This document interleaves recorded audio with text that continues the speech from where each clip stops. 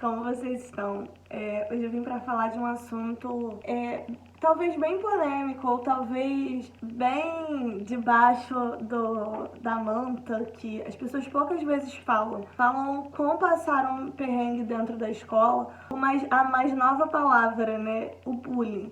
Eu, na minha época de escola, eu passei pelo bullying. Naquela época eu não sabia me defender, eu não sabia me posicionar, eu não sabia entender que aquilo era coisa ruim e que aquilo tinha que ser solucionado. Talvez se a escola tivesse se posicionado de uma forma diferente, talvez teria sido muito melhor. Muitos deles me fizeram ter algumas inseguranças, mas hoje eu tento colocar essas inseguranças de posicionamento de crianças já maldosas, porque é isso que elas são. Eu vou falar dois casos na época de escola. Eu sempre estudei em escola particular, talvez na escola pública eu teria passado muito mais pelo bullying e não sei se eu lidaria tão bem quanto eu lidei, porque na época eu não lidei tão bem, mas eu ainda consegui lidar. Na escola, eu passei por duas situações muito ruins. Uma delas é onde pessoas me chamavam de uma forma hipócrita, na verdade.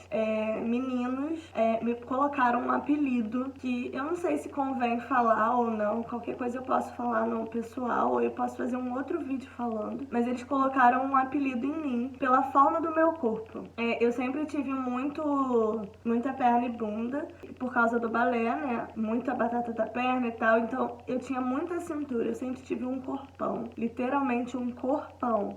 Só que eles falavam que era famoso arranca a cabeça e joga fora. Mas eu acho que pelo fato de ser eu. E, nossa, como isso é muito ruim. Porque você imagina pra uma pessoa que cresce ouvindo uma coisa dessa. Eu sempre pensei na hipótese e como eu ia arrumar um namorado, porque se só o que valia era meu corpo e não o que eu era. Muitas das pessoas, elas têm a mania de fazer isso, mas por achar que é uma brincadeira ou por um prazer. Gente, isso não é prazer.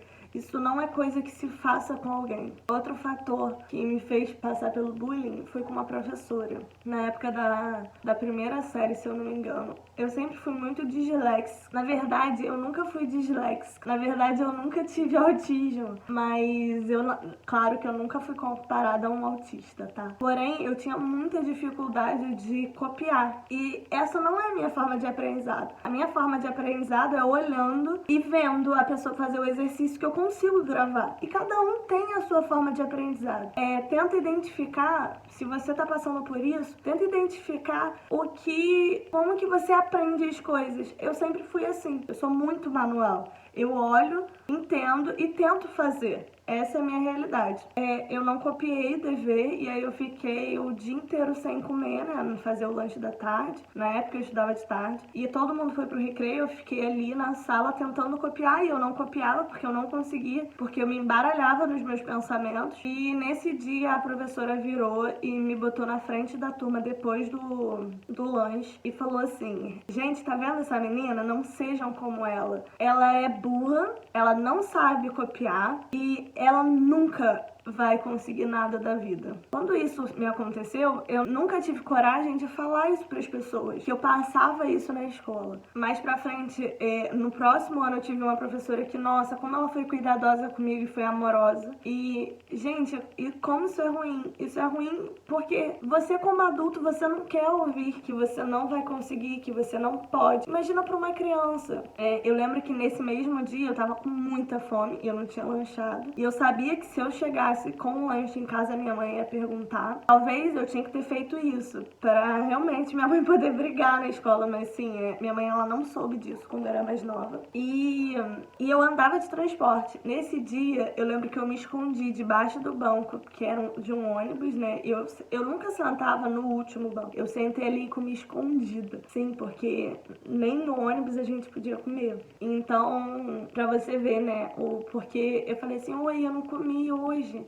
Você se importa que eu coma aqui? E ele falou, não, você não pode comer no ônibus. Eu acho que a falta de sensibilidade das pessoas hoje, seja em relação aos garotos da escola, que ficaram zombando do meu corpo, ou seja, da sensibilidade dos adultos ao nosso redor, a gente não tem que levar isso em conta, a gente tem que tentar viver a vida como ela é e olhar para os lados positivos. Talvez, se eu não tivesse passado pelas tolices dos meninos na infância, eu acho que nem era adolescência, era mais infância, porque nós éramos crianças e isso não é o fato de fazer maldade, porque criança não faz maldade, isso aí já era pessoas ruins, mas o fato que me fez entender que, caraca, eu sou um mulherão, foi porque quando eu fiquei mais velha e fiquei com personalidade, fiquei com atitude, fiquei com o meu jeito de ser, eles viraram pra mim e falaram assim, nossa, eu queria muito ficar com você. E eu sempre botei no tom irônico,